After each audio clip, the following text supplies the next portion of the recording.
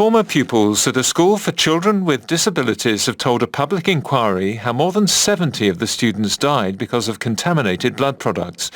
The Infected Blood Inquiry was set up to examine how thousands of people contracted HIV and hepatitis in the 1970s and 80s.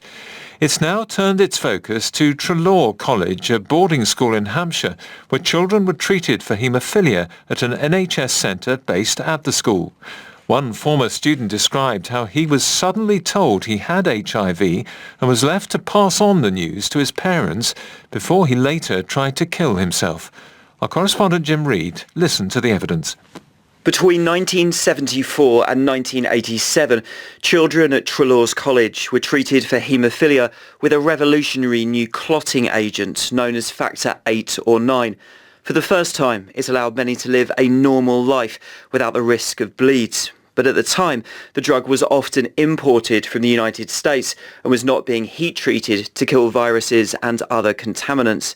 Giving evidence today, one former pupil, Gary Webster, described how in 1983, aged just 17, he was told by NHS doctors at the medical centre on the school site that he was HIV positive. We went in the room and he said, "Got some bad news, you're positive for HTLV3 HIV. He said, "We don't know a lot about it. The outlook's not good. We can't guarantee that you'd be sort of alive in a couple of years." And we just looked at each other and, sorry to say, I think we laughed at each other. It was just a shock.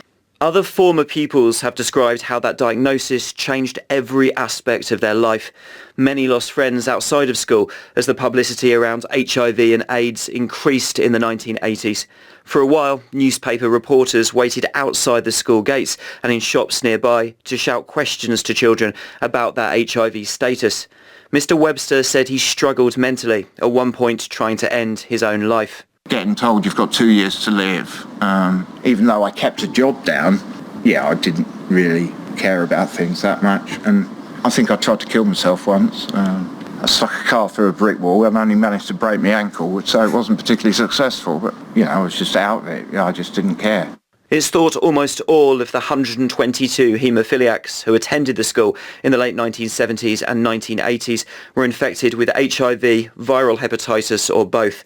At least 72 have lost their lives, some while at the school as children, others some years later through liver disease or cancer caused by hepatitis C.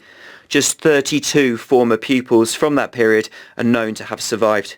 Mr. Webster spoke about his feelings after losing so many friends at the school.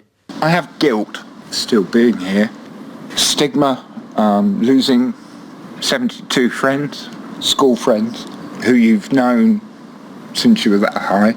I think I'm an angry old man now, so I don't think I'm that good at relationships. That testimony marks the start of a week of special hearings about Treloar's College and the medical centre on the site operated by NHS staff.